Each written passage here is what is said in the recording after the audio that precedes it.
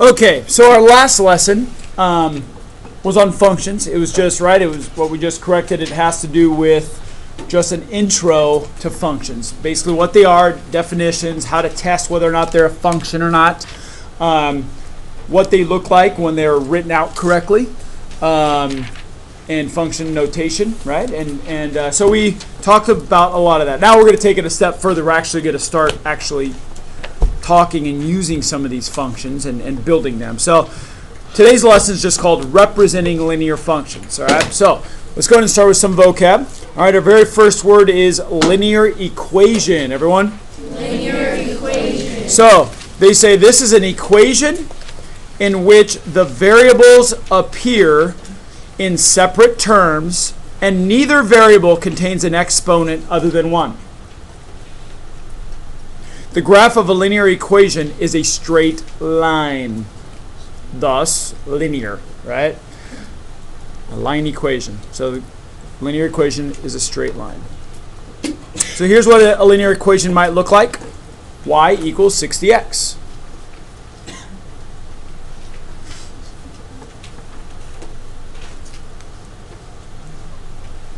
Okay, our next word is linear function, everyone. Linear function. And I think I put an asterisk there because this is not in your book, but you will see this word or this phrase. So here's what you need to know. This is a function for which the graph is a straight line. Ta-da! Linear equation. All right, so it's just a synonym. So if you ever see a linear function, okay, you know they're talking about a linear equation or vice versa. All right, the next one is function table, everyone. Function table. So here's what a function table is. It's a table organizing the input, the rule, and the output of a function. We talked about function rules yesterday, so you'll see those today. So it's a fancy T-chart. That's what I like to put down. It's a fancy T-chart. Use T-charts to organize a lot of different things in math, and this just happens to be one of those.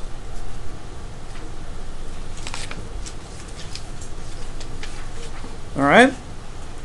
Now comes a couple of different things that you need to realize, right? Because we've talked about how functions have to do with graphs, and so the first one you need to know is X-Intercept. Everyone?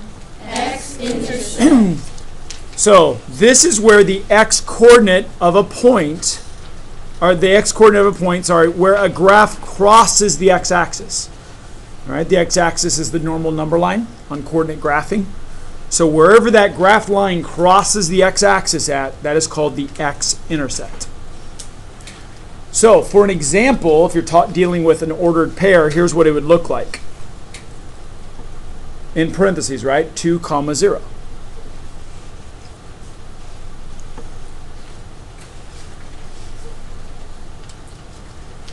I want to talk about this just really quickly, though, because sometimes it could get a little confusing if you're not careful. Now, first of all, remember the first number in an ordered pair. This should be review for all you guys. That's our x coordinate. The second one is our y, right? A lot of people feel that, and I've heard this a lot over the years, that if the graph crosses the x-axis, that must mean the x is 0, but that's not true. Actually, the y is going to be 0 if you're trying to find the x-axis. I'm sorry, the x-intercept. Okay? So the y is 0, and then wherever the x is, that would be the x-intercept. Okay? So you'll see this, and we'll come back to this in one of our problems in our lesson. All right? So the next word is the y-intercept. Everyone? Y-Intercept. Okay, both of them are real things. Y-intercept, though, we'll be talking about that more often, and you'll hear that more often in math because of its other functions. So here's what a y-intercept is. You probably have a good idea. It's the y-coordinate of a point where the graph, or where a graph crosses the y-axis. So the exact opposite is true in your example. So if you have the ordered pair 0, -4, that means the y-intercept is -4. It's where the x is 0, the y is at -4. So that's your y-intercept.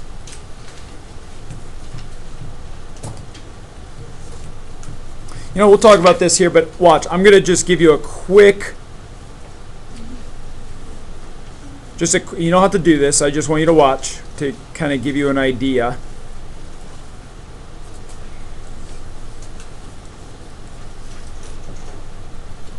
Okay, so if you're graphing, take a look. This point here is 0, -4. That means when the x is 0, that means on the x-axis you move 0 times. The y is -4. So 1, 2, 3, 4. So I'm just going to make up a line. Let's say the line kind of looked like this. That is graphed. See how that's the y-intercept? The y is at -4. Of course, the x have to be 0 because that's where the y-axis is. It comes right through the x when x is 0. And obviously the opposite can be said about the x-intercept. So that's why it looks like that. All right? Okay, with that said, let's go ahead and let's take a look at some examples.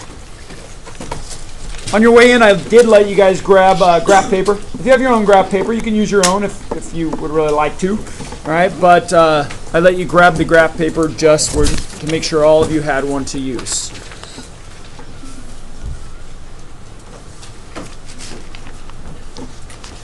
All right, so in your book, and obviously a lot of you guys are getting your paper ready, so go ahead and bless you. Put your first, last name up at the top, date, period, assignment number, book page, all that good stuff.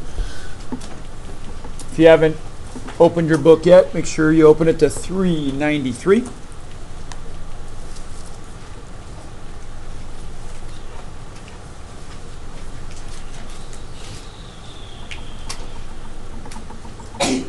Bless you.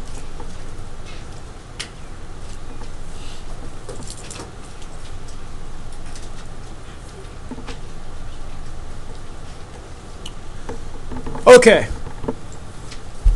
here's what we're going to do. The first one we're going to do, we're going to kind of start easy here. Just showing you, I mean, these are a bunch of different things in the way they're worded, the way they look, but they're all very similar. But I do want to do, show you kind of how to do each one of them. So let's take a look on 393 at problem number 2. Okay, it says copy and complete each table. Use the results to write 4 ordered pair solutions of the given function.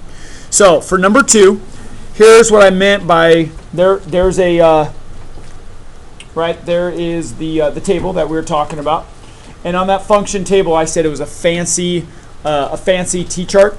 Okay, and that's kind of what it is. A normal T-chart, right, would look, depending on what you're using it for, but it still kind of look like that. Well, this is almost, I call it a fancy T-chart. I can call it a double T-chart actually. It looks kind of like that. Okay. And why it looks like that is you have the x on one side and the y on the other, but in the middle, that is going to be your function rule. So y is equal to 2x minus 3.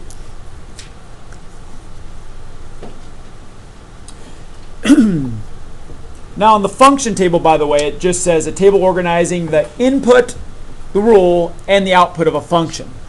Well, ladies and gentlemen, when it says input, it's talking about your x.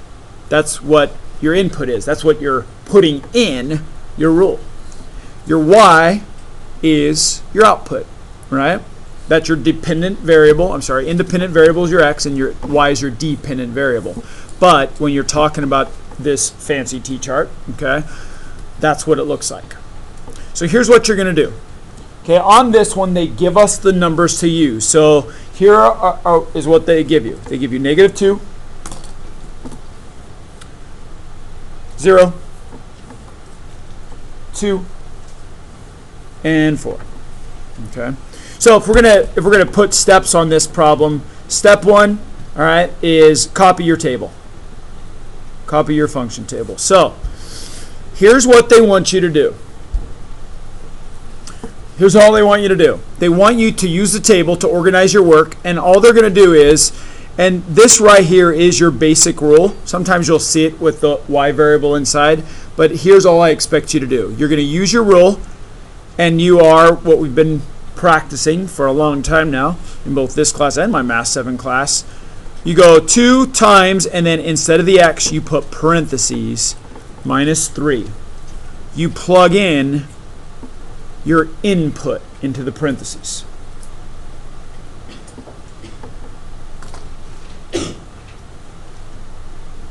Okay, now, listen, all right, with these, if we get to a really, really hard function rule, then I'm going to want you to show your work. I think most of us, hopefully by now, can probably do this two-step problem in our head, okay?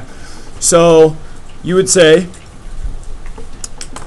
after doing your step 2, right, writing your function in there, your function rule with your input inside, you're going to do step 3, and that is get your output. So your output, of course, is what comes out of this function. So it's 2 times negative 2, which gives me negative 4. By the way, don't forget, mentally use order of operations, multiplication first. So again, 2 times negative 2 is negative 4. Negative 4 minus 3 gives us a negative 7.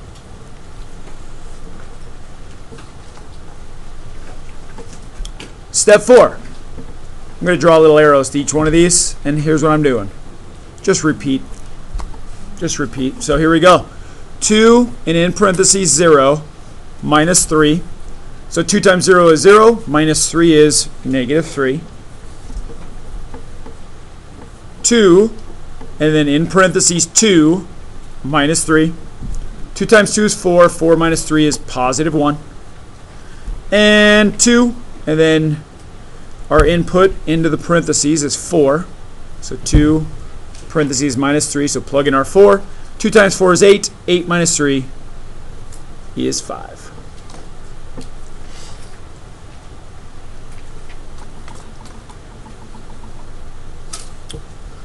Ta-da! That's all they want you to do. All right, we're gonna add on to this here in a second, but on those top sections, on those tables, that's all they want you to do. They want you to just practice using a function table and how it works. Okay? Any questions? All right, here's what I want you guys to do. Problem 14. Problem 14. 14. Go.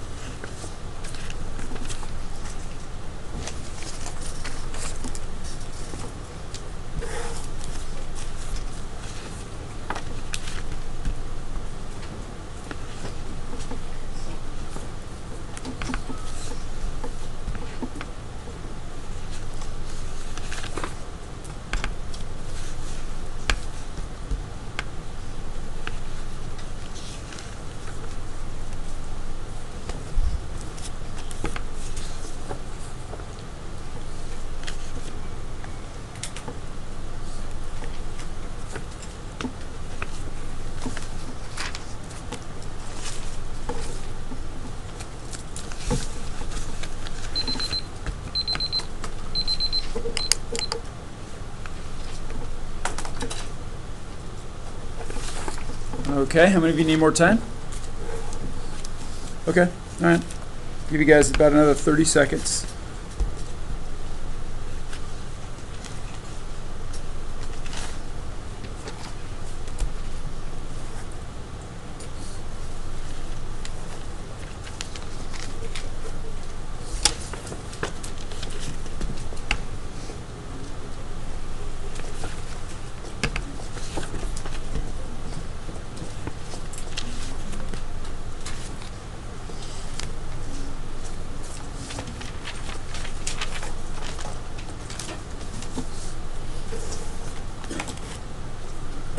Okay, anyone need more time at this point? Okay, so 30 seconds. You could share your outputs, right, because they give you the input. So you could share your outputs, but what I'd like you to do is just compare each other's paper. Please make sure that they're writing their function rule with parentheses and the input inserted into the parentheses. All right, so double check your neighbors while you share. All right, 30 seconds, go. I got 2, 0, negative 2, negative.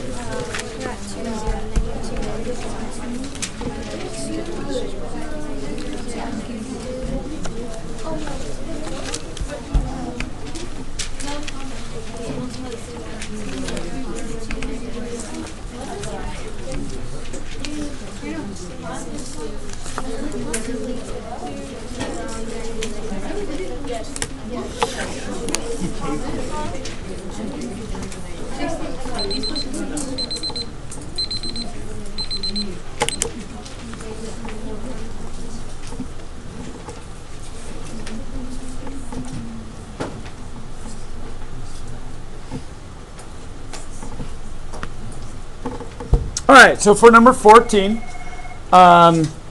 we had x is negative 1, 0, 1, and 2.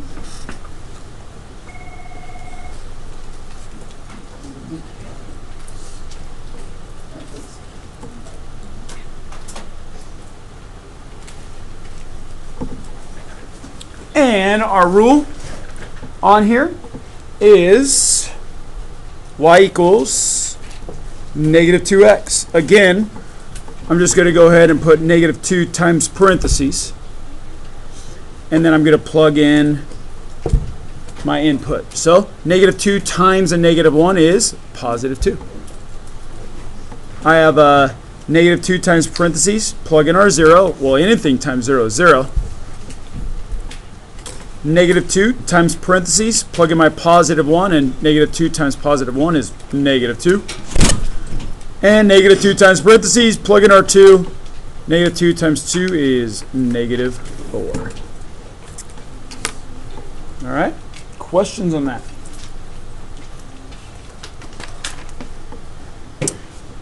All right, here we go.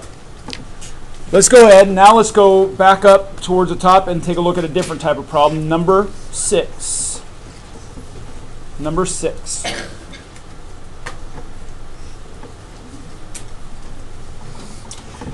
Okay, number 6 says negative x plus y is equal to 7. Okay. Now, the directions say find 4 solutions of each function. Write the solutions as ordered pairs. Okay? Now, here is what we're going to do. Okay? I want to pause from this. I just need your eyes up here. If I had negative x, let's just say this. If I had a negative 2 plus x equals 6, and I needed to isolate the variable, right? When we're doing a one-step equation, or any kind of equation, if we're isolating the variable, meaning getting the variable by itself, you find your variable. Okay, a lot of times I'll box it in. Whatever is on that same side of the equal sign, I do the inverse. So I add 2 here. Whatever I do to one side, I do to the other. I add 2 there. And so those cancel when you do the inverse. So we end up with a positive x equals 8. Right? Now, here's what I want you guys to look at. Look at both of these function rules up here. Which variable is isolated, meaning by itself? Y. The y. Okay? And that, of course, is how a function is written. The y is isolated because that's our output. All right? That is our dependent variable. Okay? The x is the input. It's the independent variable. That's where we're plugging a number into. Right? Just like we did with all these up here. Here's my whole point. Our goal, and this is, of course, what step 1 is we are going to isolate, meaning get it by itself, the y. Okay? Because we have to get it on one side. So, all we're doing is a one-step equation. I box in my y. I look here, what is on the same side? A negative x. I do the additive inverse, meaning I add x to this side. Whatever you do to one side, you do to the other. I add x to this side. Those cancel. I end up with a positive y equals. And you say, well, Mr. Wilkins, we can't do that. You're absolutely right. They're not like terms. So here's what I do. And there, ladies and gentlemen, is our rule. Okay, now that's obviously not, that's just the start of the problem, but you have to isolate the y to be able to get your rule. Okay, and so what we just did is we just created. Now some of the rules are already going to be set for you. Others you'll have to do this to. Okay? There's our rule. So here's what step 2 is. Build your table. So, here's my table. X over here, Y here. Okay? Make sure you use the rule you just came up with, which is Y is equal to 7 plus X. If you just put 7 plus X up there, that's okay. Now, you see where it says find 4 solutions for each function?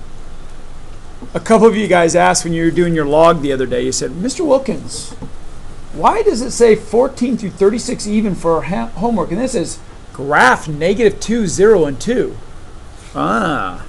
-2, 0, 2. Okay. Now, what we're going to do is I'm going to, because this one asks for 4, that wouldn't be following directions, right? So I'm going to go ahead, I'm going to add another one. And the 4th one is up to you. All right.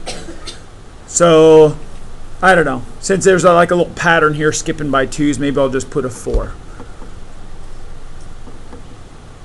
You always at least have to have -2, 0, 2. Those are the ones that all of us Advanced Math 7 teachers want you guys to use. Now there will be some exceptions, but we'll talk about that later. All right, here we go. I go ahead, I go ahead and write my table, and I'm going to complete my table, do the whole thing. So 7 plus parentheses, plug in my -2. 7 plus -2 is a positive 5. 7 plus parentheses, plug in my 0. 7 plus 0 is 7. 7 plus parentheses, plug in my 2. 7 plus 2 is 9.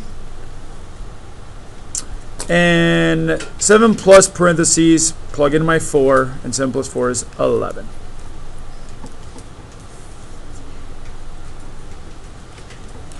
Now, some problems you do, they'll be happy with that. Sometimes, which we'll get to in a second, you'll graph it, okay? But always read the directions. In this case, it says find 4 solutions of each function. Ta-da, we just did. Write the solutions as ordered pairs. So because of this particular set of directions, I need to do step 3. And here's what we do. Right? Ordered pairs are written with parentheses and a comma in the middle. And here's my first set, a -2 and a positive 5. Next set, 0, positive 7. The next set, 2, positive 9. And the last set of ordered pairs would be 4. When X is 4, Y is 11. And that, the rest of it's your work. Those 4 ordered pair is that's my final answer.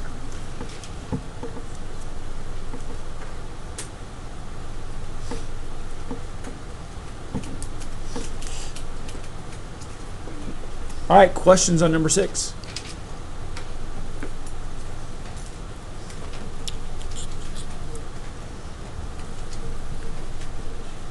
Okay, I'm going to go ahead and I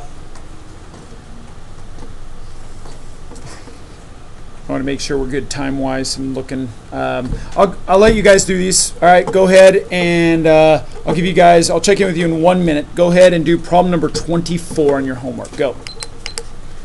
Make sure the 3 necessary ones that you use, right, for the input. The X is -2, 0, positive 2. Bless you.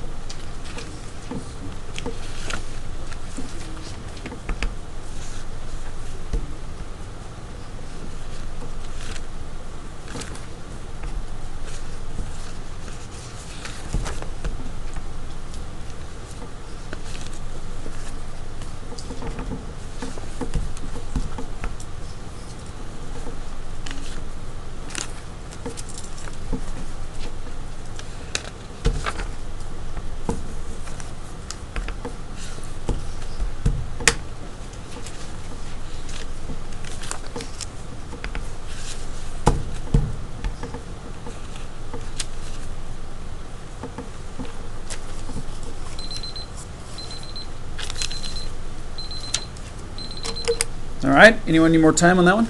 Okay. Checking with you guys about 30 seconds.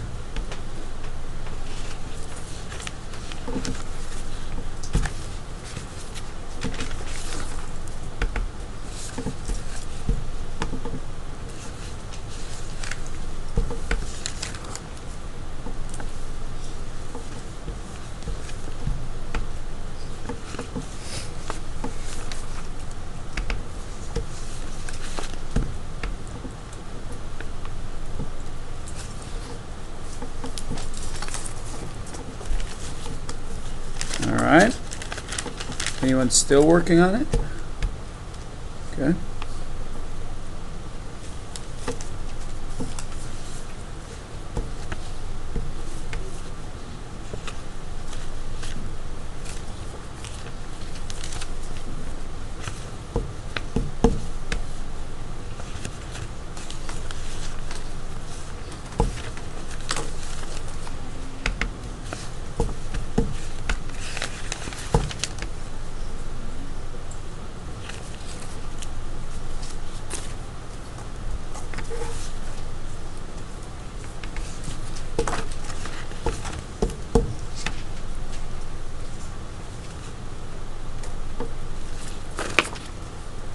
Okay, checking in once more. How many of you still need more time? Okay, 30 seconds. Go ahead, turn to your neighbors, share your ordered pair, and then if you have time, make sure you guys share again your table. Go. I got -2 and -6.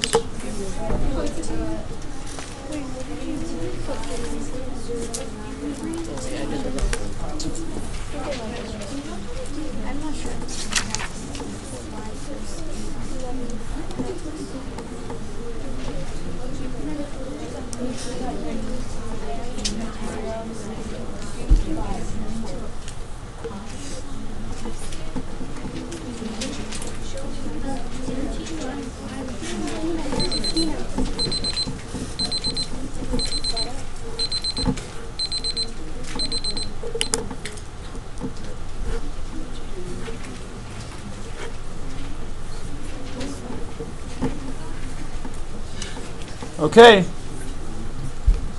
Here we go. Number 24, right? They give you 2x plus y equals 9. So when you go to isolate the y, you have a positive 2x here. You can go ahead, and we've talked about this already, you can go ahead and subtract the whole term from both sides. And so what you end up with is y is equal to 9 minus 2x. So I'll go ahead and write my rule down here. So here we go. First one, I already have my x, my input set up. So it's 9 minus 2 times parentheses. I plug in a -2. I go ahead and do my multiplication first. All right, so we have a -2 times what could be a -2, and that is a positive 4. 9 plus 4 is 13. 9 minus 2 times parentheses, put a 0 in there. Well, -2 times 0 is 0, and 9 plus 0 is 9. 9 minus 2 times parentheses, plug in my 2 this time, my input.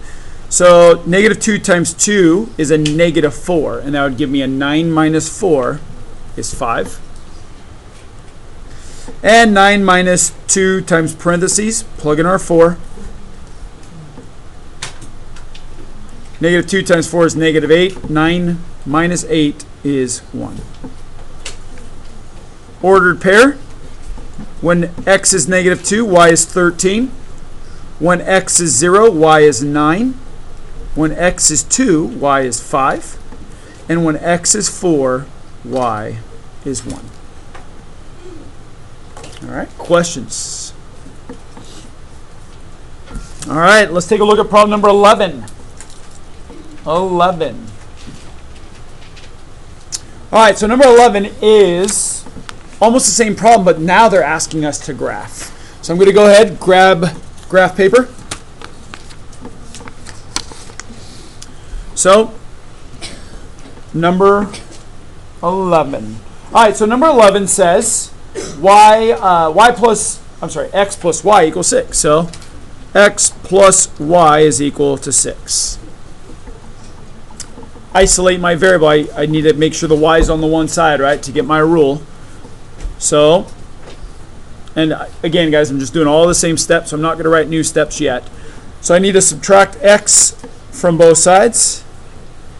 So those cancel. I end up with y is equal to 6 minus x. So there's our rule. I go ahead, build my double T chart, or my table, function table. I have x here, y here.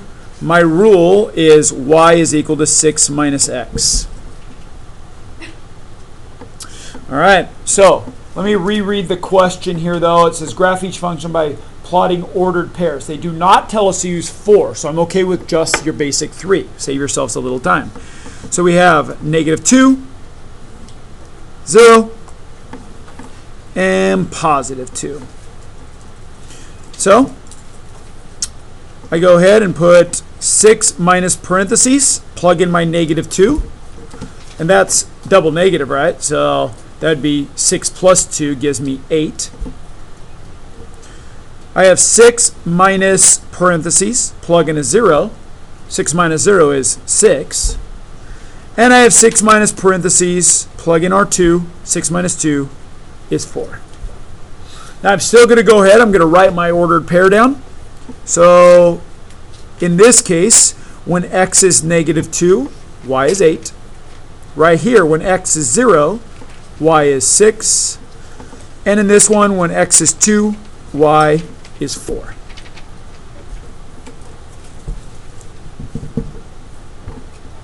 And ladies and gentlemen, we'll call this step star because this is something that we've done a lot this year, like during test days, right? Is just all we're doing is we're graphing. All right, I guess you could say step 1, but this is just an added step to our last one. So what I would do if I was you is just make sure, especially with numbers this small, okay, just make you might not even want to put arrows until the end. I would just go ahead and make each line 1. So 1, 2, 3, 4, 5, 6, 7, 8. What I usually do is I look at the number, the integer with the greatest absolute value, meaning the one that's furthest away from 0. And that's usually what I use. So I saw 8, so that's kind of how I'm setting it up. 1, 2, 3, 4, 5, 6, 7, 8. Like I said, you might want to extend them. 1, 2, 3, 4, 5, 6, 7, 8. 1, 2, 3, 4, 5, 6, 7, 8. Way too short on that one. All right, here we go. So when x is -2, so start at your origin, x is -2, back 1, 2, y is 8. So from here I go up 8, and that's of course my last line there. So there's that dot. When x is 0, so I'm not going left or right, y is 6. So I go up +6. So 1, 2, 3, 4, 5, 6. Plot a point there. And when x is 2, so when x is 1, 2, y is 4. So y up 1, 2, 3, 4. Okay? Put it right here. Graphing, and put the word straight edge. Please use a straight edge. I don't care what it is. It could be a folder. I'm going to use my stamp pad. Okay? Use a straight edge. Because these are linear functions or linear equations, meaning they make a straight line. Guess what? If you don't graph a straight line, you did something wrong. And that's why you always want to use 3 points, because you can always catch a mistake as well. That's why we have you using 3. So I'm going to go ahead, use a straight edge. And if I'm right, they should go right straight through. And ta-da! There we go.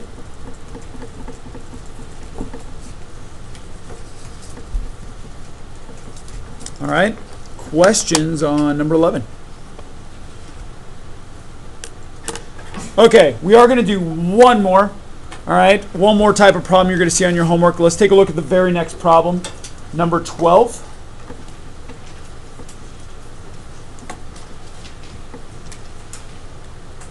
Says Yosun walked her dog 5 miles today and plans to walk her dog 2.5 miles every day from now on. The total number of miles walked, y, can be represented by y equals 2.5x plus 5, where x is the number of days walked after today.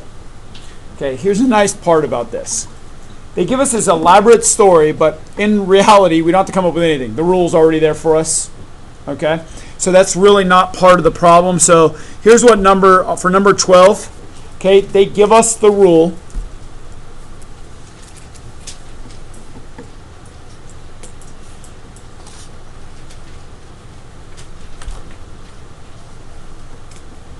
Okay, and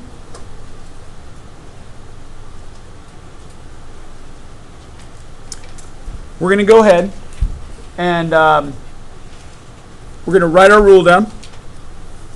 It is y equals 2 and 5/10, 2.5 x plus 5.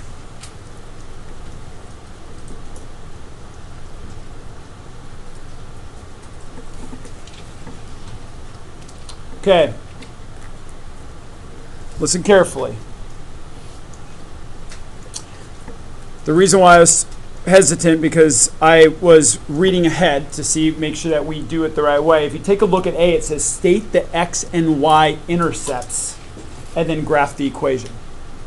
So listen carefully. First, let's start with the x-intercept. It's where it crosses the x-axis, but remember, the y is going to be 0.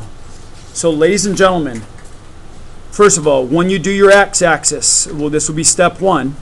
Here's what you do.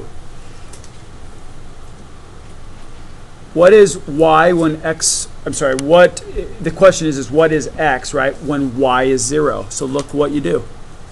You plug in 0 for y when you need your x.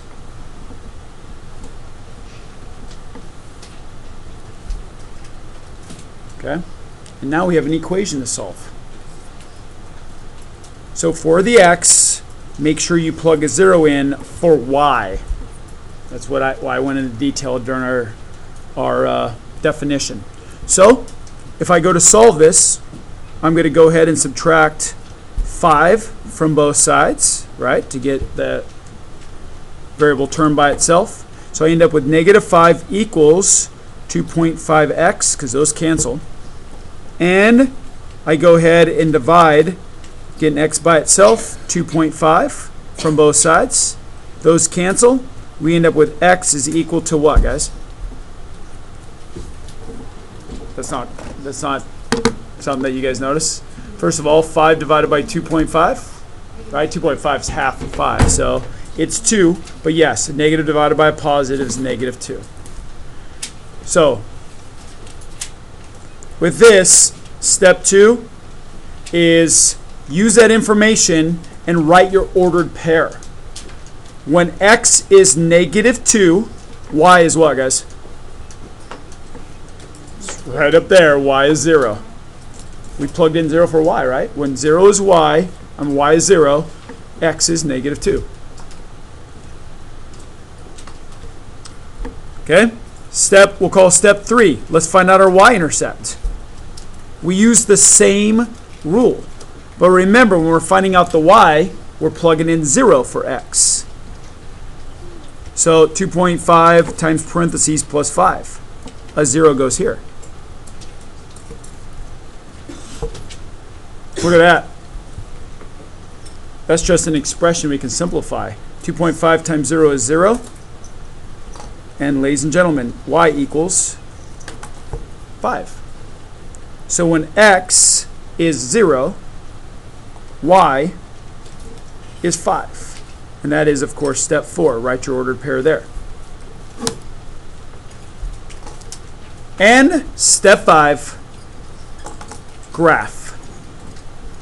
So I'm going to go ahead and build a graph that hopefully goes 1, 2, 3, 4, 5. That should be plenty. So here we go. This dot here, when x is negative 2, so 1, 2, y is 0.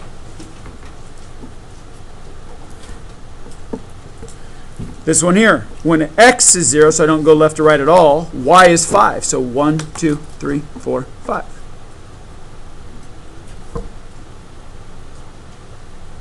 There's our right? This is our Y-intercept, where the line's going to cross the Y. Here's our X-intercept, where the line crosses the X. I go ahead, don't forget your straight line. Our straight edge to draw your straight line. And there's our graphed part. All right, representing linear functions, saved by the bell.